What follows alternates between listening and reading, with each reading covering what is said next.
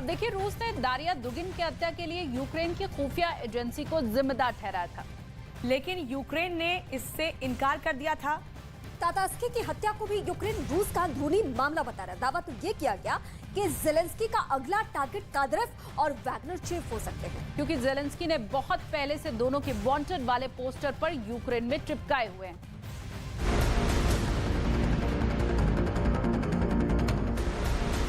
युद्ध को लेकर तातास्की कैसे पुतिन के दुश्मन का टारगेट बन गया, इसे समझना बहुत जरूरी है, क्योंकि पुतिन के बम धमाकों से ज्यादा इसे लेकर हो रहे प्रोपेगेंडा ने जेलेंस्की की नींद उड़ा दी है। टेलीग्राम पर 5.5 लाख से ज्यादा फॉलोवर के साथ वादलिन तातास्की ने पुतिन और उसकी वॉर मशीनरी का हर प्रोपेगेंडा आगे बढ़ाया है।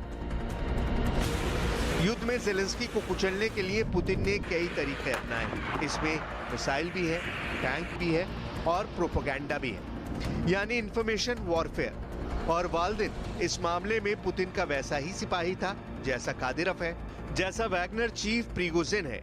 और यही वजह है कि पुतिन को डर सता रहा है कि जेलेंस्की का अगला टारगेट कादिरोव और वैगनर चीफ हो सकते हैं, क्योंकि जेलेंस्की ने बहुत पहले से दोनों के वांटेड वाले पोस्टर पूरे यूक्रेन में चिपकाए हुए हैं। जेलेंस्की इन दोनों को जिंदा या मुर्दा चाहते हैं। जेलेंस्की इन दोनों को खत्म करके पुतिन से बदला लेना चाहते हैं।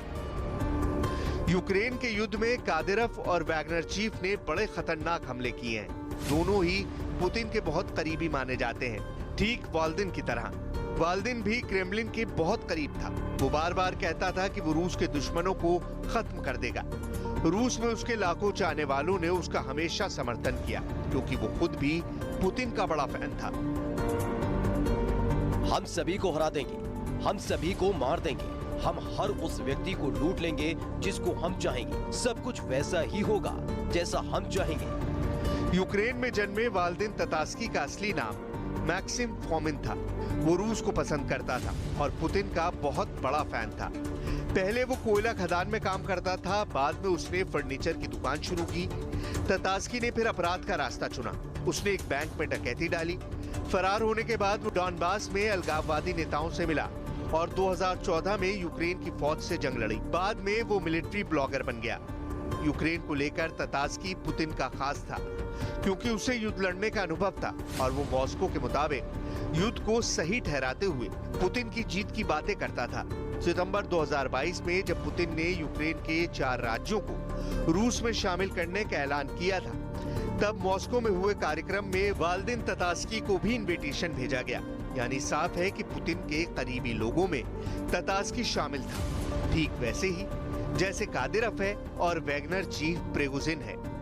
अगर तातास्की की हत्या करके पुतिन के युद्ध को टारगेट किया गया है तो ये दूसरी हत्या कही जाएगी। इससे पहले अगस्त 2022 में मॉस्को के करीब एक कार धमाके में पुतिन के गुरु अलेक्जेंडर दुगिन की बेटी दारिया की हत्या की गई थी।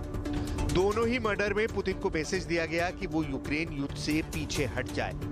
रूस ने दारिया दुगिन की हत्या के लिए यूक्रेन की खुफिया एजेंसी को जिम्मेदार ठहराया था, लेकिन यूक्रेन ने इससे इनकार कर दिया था। तातास्की की हत्या को भी यूक्रेन रूस का अंदरूनी मामला बता रहा है, लेकिन पुतिन इस पर यकीन करेंगे ये मुश्किल लगता है। 11 जुलाई 2022 के बाद से रूस के कई बड़े मिलिट्री जनरल और पुतिन के करीबी मारे जा चुके हैं। एक साल में पुतिन के 15 करीबी लोगों का मर्डर हो चुका है। कहा जा रहा है कि वाल्दिन तातास्की यूक्रेन की खुफिया एजेंसी का सबसे नया शिकार था। पुतिन को शक है कि ये सब कुछ जेलेंस्की ऑर्डर के तहत किया गया, चाहे वो रूस के जनरल हो या फिर दूसरे हाई प्रोफाइल लोग, सब जेलेंस्की के खतरनाक इरादों का टारगेट बने हैं। ऐसे में पुतिन जेलेंस्की से बदला जरूर लेंगे, इसमें कोई दो राय नहीं। फर्क यह है कि पुतिन बदले का वक्त भी चुनेंगे और जगह भी उनकी पसंद की होगी। जेलेंस्की बस पुतिन का अटैक देखेंगे, जैसे वो पिछले 1 साल से पूरे यूक्रेन में देखते आ रहे हैं। पुतिन इस टारगेट किलिंग का जवाब बड़ी स्ट्राइक से देंगे। रक्षा विशेषज्ञ इसी बात का अंदाजा लगा रहे हैं।